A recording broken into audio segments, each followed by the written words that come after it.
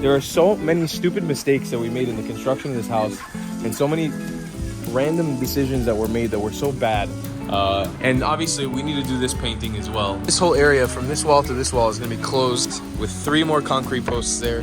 This is in Judaism, this is called the mezuzah. We put this on the left side of the door, and it has a scroll inside with an ancient prayer from our faith. Hopefully at this week or next week, we're gonna do the ceremony where we put the mezuzah on the door. So that'll be our poste. That's how you say post in Bisaya. Instead of saying post, you say poste.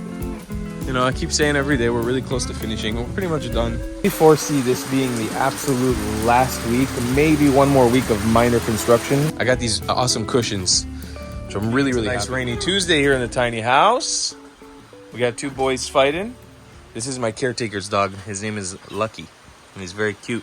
Him and Sporker become really good friends. So it is raining. We got a nice little low pressure area hitting us. Probably the last one for the season, because the weather has been getting better here in Siargao. It's almost March, which is insane that I've been here for so long now. We got 3 new baby chickens. I haven't updated since then. 3 little babies, silky chickens, all of them. So we've only got 2 native chickens left now from the eggs, and I don't think we're gonna get any more. This is our last purchase of large amounts of construction materials. This whole thing was around 10,000 pesos. We got a rebar, we've got clear corrugated roofing, and we've got cocoa lumber. And that's because we're starting to prepare basically another area of the house now. I'll show you guys what. So this wood, when Kuya Lewis and his team were working on the house, I guess they just didn't do a very good job at this, because for one, the concrete that it's in is kind of breaking. All of this has been entirely eaten by Bukbuk, which it shouldn't be that fast.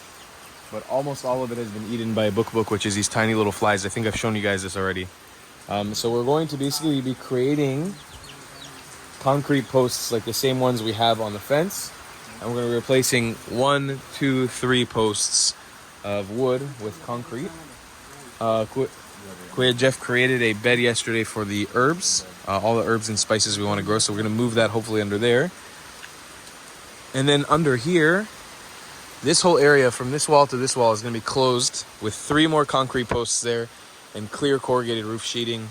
So this area will be see-through, so you can actually dry your clothes, but it'll be protected somewhat from the rain. And then hopefully we'll move this over the septic tank so it actually can get light rays but not be fully submerged by rain all the time. We got all the stepping stones finished already. Yesterday, Kuya Jeff installed the last ones. You can see we got it going all the way to the chicken cage now. So the last goal here with the yard is basically we just need to get a bunch more grass. We got to order a bunch more patches of Bermuda grass to fill out the entire yard and really make sure that this place is finished with the grass. I think around 500 pieces will probably get this whole area done. It'll probably get whatever is missing in this area done all the way till there. And then whatever we need over there near the back. And that's it. I really foresee this being the absolute last week. Maybe one more week of minor construction. But as for full-on construction, we are done. Like, interior of the house is completely finished. We need to do a little bit of painting on the shed, but it's stuff that can wait for the future. I don't have to do it now. And obviously we need to do this painting as well, but I'm really not going to rush with it right now because you never know. The roof at the moment is held together with Volcaseal, which is a material that I think, if I had to guess, can be easily destroyed over time. So I think that I want to make sure that that's left exposed so we can see if it ever leaks through again through the same place. As well, I wanted to show you guys this cool thing. Two light changes that we got here, just to add a little bit more of a vibe in the house. My friend Sarah recommended I get a lava lamp, so we got a lava lamp now, which is awesome. And then I got this cool LED light. So we got lights here now. This looks a lot better in person than on the iPhone, that's for sure. But like at night, I was actually just chilling with this, and it's cool. You have a little remote here. You can change the light in different colors. It could be red, it could be blue, or green, sorry, blue, white. Super cool. I love it. Just a little extra touch, you know. I like these little geeky, nerdy things to have at my house. But yeah, this house has been awesome. Yesterday I cooked meatballs for my friends. Everybody came over. We had some meatballs. We're gonna hopefully do a housewarming party soon, where something I haven't really talked about. This is in Judaism. This is called the mezuzah. In our religion, we put this on the left side of the door, and it has a scroll inside with an ancient prayer from our faith.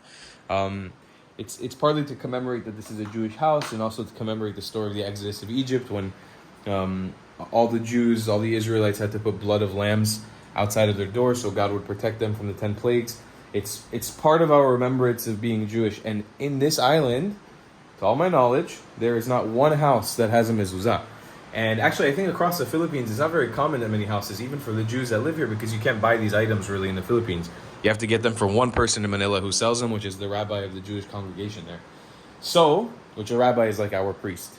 Hopefully at this week or next week, we're going to do the ceremony where we put the mezuzah on the door. We're going to drill 2 holes there on the doorpost, put the mezuzah there, and this will officially be the first Jewish home in Siargao, like a proper Jewish home with a mezuzah. And we're going to have, we got all the Jewish paraphernalia here. We got the Kiddush cup for Fridays, the shofar for the holidays, which is the horn of the ram that we pray with. I'll give a deeper explanation to all of this stuff in that video, but I'm very, very excited for that moment to finally happen. It's something I dreamt of since I first started building this house, is doing my housewarming party with all my close Israeli friends and Jewish friends and Filipino friends who know about our culture. And it's a very, very special moment to be the first proper Jewish house on this island. It's very exciting. All right, a little bit of an update today for this week. I wanted to show you guys. I'm so excited to show you guys this as well. Sport, stop doing ninja moves to try to trip me. When we did the original construction of this part of the house, I didn't really have enough knowledge on construction to really know what was going on. But I'm so excited to show you guys this. So here's what they've been working on. Poured a bunch of concrete into this hole. I made a post with this rebar. It's 12 mm rebar that has been binded together with other pieces of smaller rebar, which is 9 mm. And they put it into the concrete. And then we're using these molds that we have left over to basically put them on top and pour concrete into them. So after they're done with that one, they'll take that off and then put another mold on top of it and pour more. I had my camera die yesterday while we were recording, but I was just in the process of showing you guys the pouring of the concrete into the molds here. You can see they're removing the molds now. And then we're gonna stack another one on top. Jeff, you do another one, right? Yeah. Isa pa? All the way to the top, yeah. So that'll be our poste. That's how you say post in Bisaya. Instead of saying post, you say poste. Poste. You can see that concrete's hardened up. We got the post down there, the base of it. And then what I did want to show you guys yesterday, I didn't get a chance. So we're using this really special material that I haven't really seen. I don't think I've ever seen anybody use this yet. It's like a GI sheet, kind of like what my house is made out of here. But this is made out of metal. And this one's made out of plastic. And it's clear. It's transparent. It's a little bit tinted blue, I think. Or maybe it's just the plastic that's wrapped in it. No, it is tinted a little bit blue. Basically, the idea is we want UV rays of light and heat to come down over this laundry area. Because the laundry area will include up until right above the door here. The laundry machine, like the washing machine, and then here there should be a clothing line where we can actually dry clothes. And then above all that, like in between here, I'd like to put the herb box. I'd like to put it right over here above the septic tank. And so hopefully all that really good, nutritious UV light will be, radiating down through that plastic, because that plastic will tend to get very hot. It's going to be absorbing a lot of light throughout the day, and just hopefully it'll be able to shine good amounts of light, good amounts of heat, while still protecting it from a copious amount of rain and light. It'll still block some level of light. And then also for the clothes drying, hopefully it'll get really hot in there, very humid. I guess the humidity won't be good, but that's kind of impossible to stop because this island is so humid. But it'll get very hot, hopefully, and be able to dry clothes relatively quickly. Because again, on days like this in Siargao, this week we've had this low pressure area. I have no pants. I'm out of pants. I started riding a motorbike again. I returned the tuk-tuk. So I literally I'm wearing boxers right now because I have nothing else. I don't have any pants to wear because I can't dry my clothes. And I'm too lazy to bring my clothes over to the laundromat just to dry them. So, you know, it's the challenges of living on this small tropical island, but I'm excited because I got these cushions like days ago. Sport, can you stop being a terrorist, please, and stop destroying everything that exists? Thank you. I got these awesome cushions, which I'm really, really happy about. They're super nice. And I wanted to put them out here on the bench, but right now this is the only safe place I can see for the herbs and the basil, everything else. This is dying though. It's kind of sad. I don't know what's going on here. These are wilting. It looks like flies are eating it. I don't know. I've always struggled with basil on this island. I've never really been able to successfully grow it here. It needs the mint grows amazing. The dill grows amazing. I think the celery will grow really well too. But basil, it's either too much water or too little sun. It's been very hard for me with basil on this island.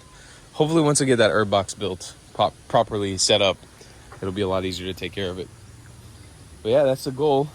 I'd really like to, this week, at some point, buy another 500 pieces or so of Bermuda grass just to really fill out this whole area. But I'm going to do it. I'm going to wait to do that once they're done with that back area, because that means once it's installed, all the stepping stones are in. There'll be no reason to step on any of the Bermuda grass anymore.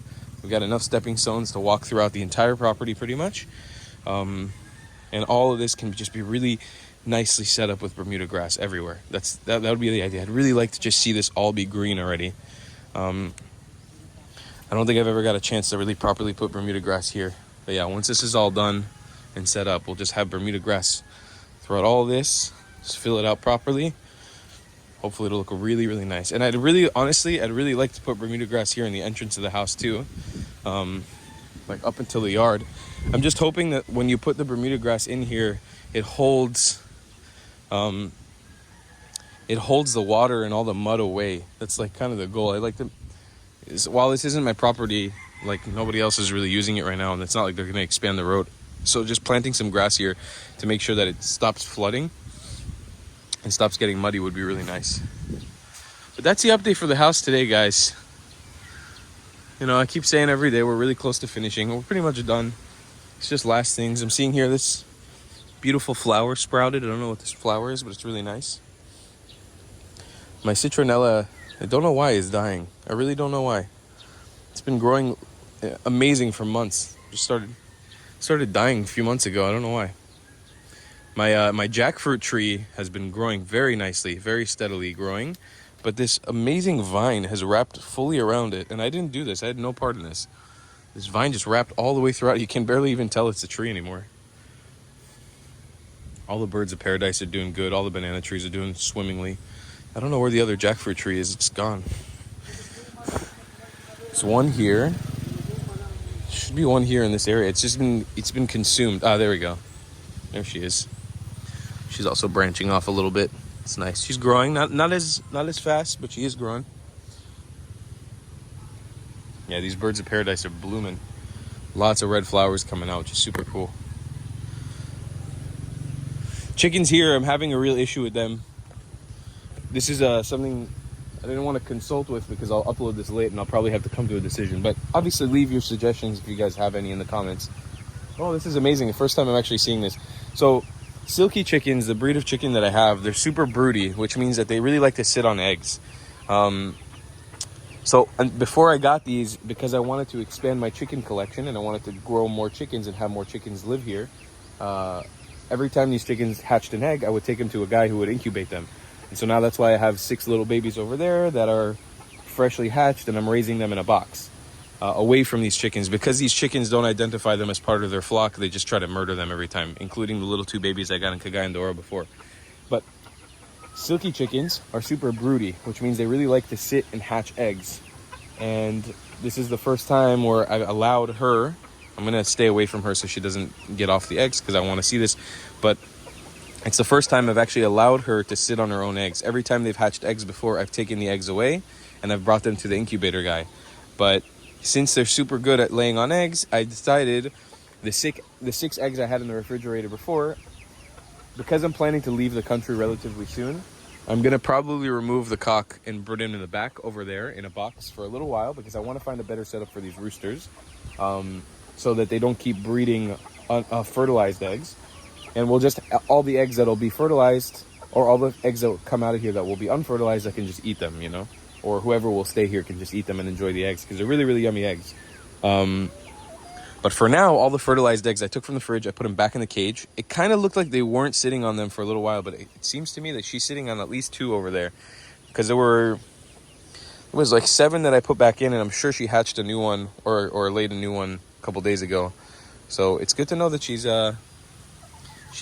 These 4 chickens are really not accustomed to me at all. They're not comfortable with me in the slightest, because I bought them and they were older already. They're already laying eggs.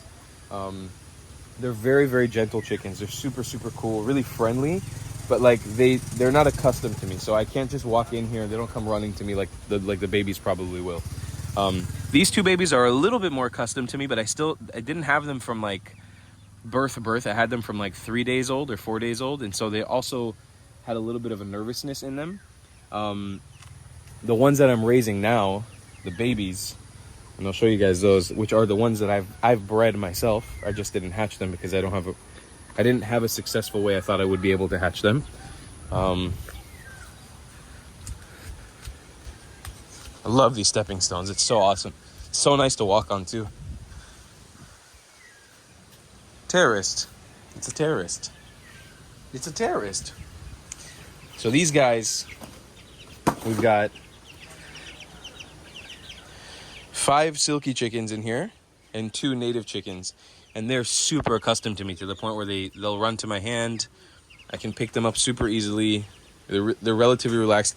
I also know that the native chickens, so far my experience with them the Filipino chickens are just way more okay with just being touched by people. Maybe it could be the fact that it's just been generations of Filipinos who hold these chickens, and maybe they're just accustomed to it. But the silky chickens, they're always a little bit more skittish, and they always freak out a little bit more when I try to hold them. Like this was my first one that was born here. Actually, no, this was the second one that was born here. They're always a little bit less comfortable. This one's doing really great. He's grown huge. He's kind of like, I don't know if he's male or female yet, but he's kind of like the alpha here. And these guys are adorable. This one's my favorite. He's the runt. He's tiny, tiny, tiny, so small. These guys are the ones that were born just a few days ago. He is my favorite one. I think he's going to look gray like a little dodo bird when he's fully grown. And these are obviously crossbreeds. This one, this one, this one, and this one. They're all crossbreeds of my breeding tactics of breeding the black ones and the white ones together. And within the black ones, we get hints of brown too. So I'm hoping that over time, the idea for me is not a business, but I didn't grow up raising chickens. I didn't grow up having chickens. And having them in my life now, I can't see myself living without chickens. I love them. They're so cool. They're such quirky animals. And the fact that with a little bit of money spent on them, you get the most delicious eggs. And obviously, in the future, I think some of them will be eaten. Like, I don't know who and when or what. I haven't decided that. But, like, I'm sure that some of these chickens, like, either they get to a point where they're too old or they're not producing anymore and I have too many chickens on my hands. I might eat 1 or 2 of them, you know? It's something that I'm open about. I don't feel like it's cruel to because I've given them a good life. So one of the major projects that I want to do in the future is I'd really like to fence off the entire property for the silky chickens to have open free range here. I need to figure out something better with the gate because our gate is just absolutely horrible right now, but I don't have the money to spend on it. I don't have the money to really spend on any of this right now. So I'm content with their chicken cage, but as this flock grows and as I want it to keep growing and keep growing, I'd like to just fence off the entire land and eventually have an area here, the huge area, where no dogs will really walk in and they're comfortable to just stay in the land, in the property, and live a happy, like complete free-ranging life. You know, it'd be really, really cool. That's the idea. So hopefully in the future that can be done, but I don't see that happening within the next year, you know. I think it's going to take me a little bit of time to recuperate financially from this whole house project. But yeah, this chicken stuff it's been so cool. It's been such a journey. Like seeing them grow from day-old chicks into full-grown chickens and lay eggs and just building a bond with them some level, you know, where they come to you for food or they just come and sit with you. Like the 2 black babies that I have down here that are in the cage that I got from Cagayan de Oro, they're the ones that are in that little box. Those ones are super, super comfortable just coming to sit on my lap to eat, because they were the first two that I was taking care of when I first moved into the house. They were on my lap like every day. I'd bring them in. I'd play them music on the ukulele and the guitar.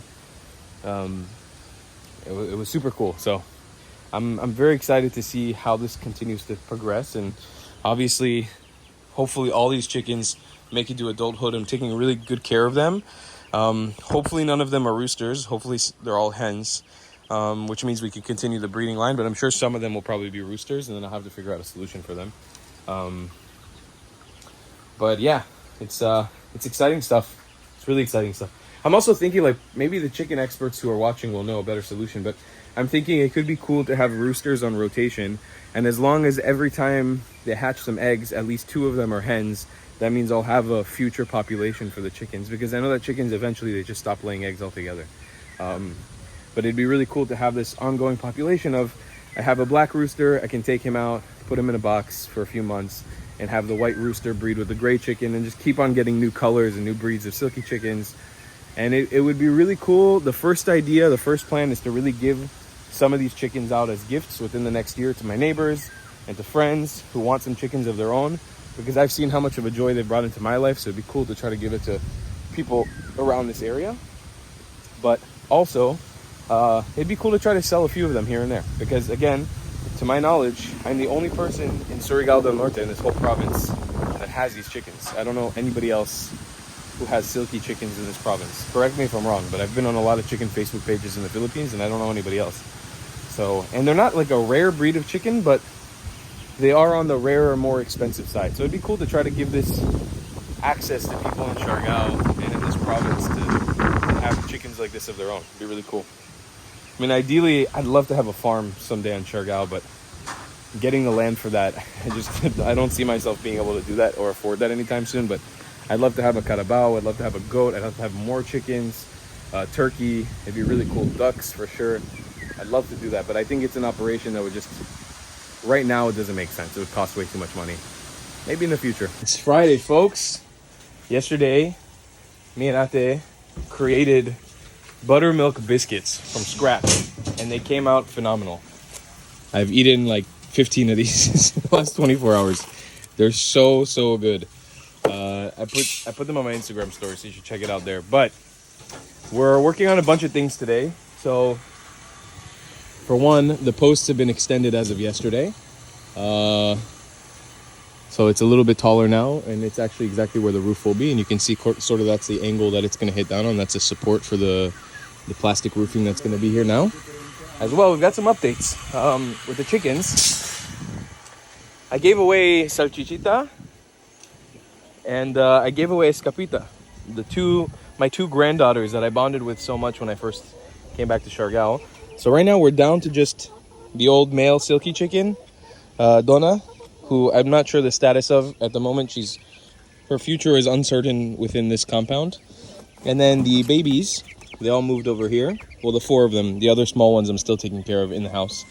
But yeah, I'm getting rid of some chickens, especially the native chickens. The problem was with the 2 that were born, like the granddaughters, they were so aggressive towards each other and any other chicken, because I think they were just raised in a box their whole life, so they didn't really understand how to interact with other chickens. It's funny, it's like a callback to Jurassic World with the Indominus Rex, if anybody understands that reference. But because they weren't socialized their entire life, they had no interaction with people. I think they were just born right after the typhoon, and they got thrown into this box their whole life. There was no future, or I could give them like a good house, a good home here in the lot. You know, there was no way. I couldn't have them free range because they just attack anything else, and I couldn't have them do anything. So I gave them to Ate's father, who really likes chickens, and he's going to try to breed them and hopefully maybe make a new generation of chickens that are a little bit friendlier.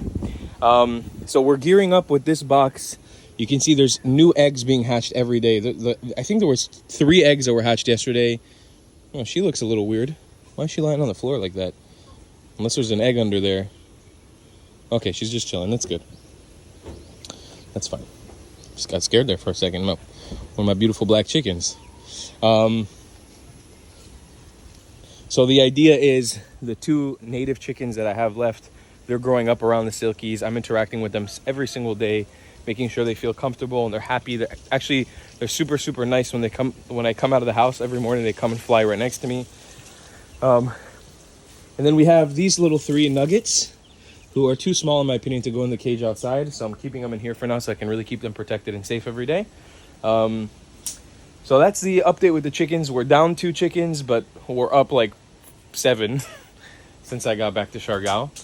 And now Jeff is working on measuring these posts. Because it was so funny. Yesterday when Jeff finished his work around 3:50, he asked me, is there anything that we need to come in for tomorrow? Are we done with work till Saturday? Because that's when the post will dry. I was like, no, I don't think there's anything else. And I forgot that literally part of the job that we want to get done is replacing these posts because they've been eaten completely apart by termites and buk. So you can really see how bad it is here.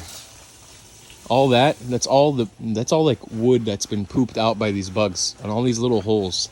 I know I've shown this a bunch of times already, but it's so fascinating to me how quickly this got eaten apart. So note to yourself, if you're building a house, don't buy these posts because they're expensive and they don't work well for outside. I think inside the house, because we treated them with Selignum and they're not going to be wet and exposed to the elements, like this is going to hold up just fine.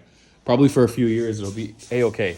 But this outside does not make any sense. It got eaten apart so quickly, and I think it was really expensive, these posts. So the concrete ends up being a little bit more expensive in the run, but in the long run, it's going to be a lot cheaper because you won't have to ever replace it, really.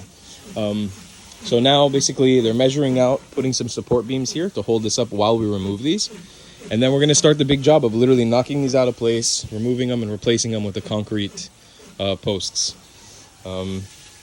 I'm excited. I'm a little bit scared for the mess that's going to ensue, but legitimately, after this is done, I can't think of a single other thing that needs to be done in the house construction-wise. The rest is just design. It's just design, a little bit of art here and there, maybe putting up some picture frames and stuff, but the house itself, construction-wise, is done. Like, there's really nothing else. There's always things that we can fix.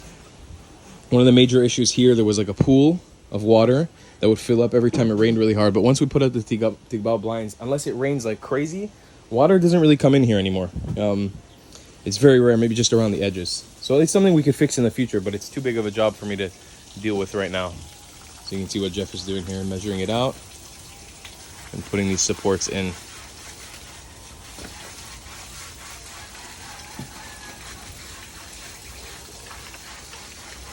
And knocking it into place.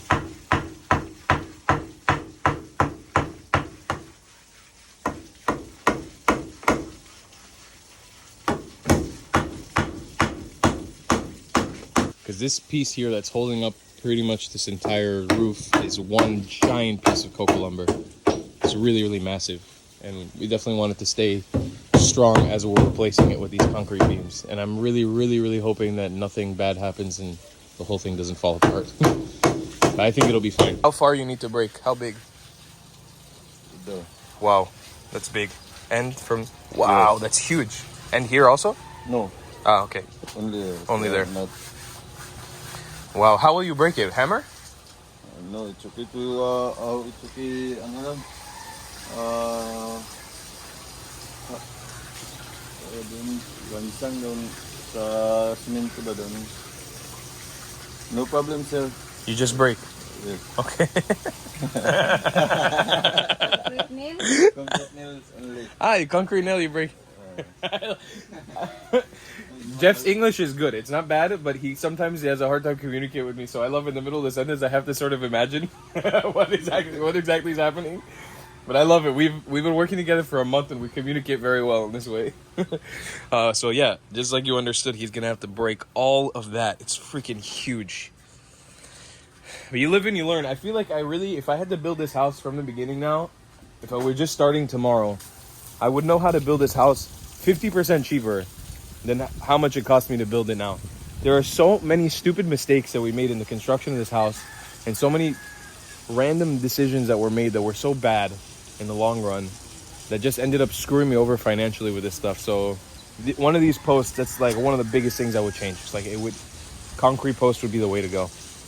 Or if you're gonna use a wooden post like that, you need to protect it like freaking crazy. It needs to be, you gotta put Selignum on it, then you gotta put another layer of anti-termite, and then you gotta put another layer of paint and then probably epoxy. But then you lose all the flavor of it being natural. You know, you lose all the natural feeling from it. So there's upsides and downsides to all those things, but it is what it is.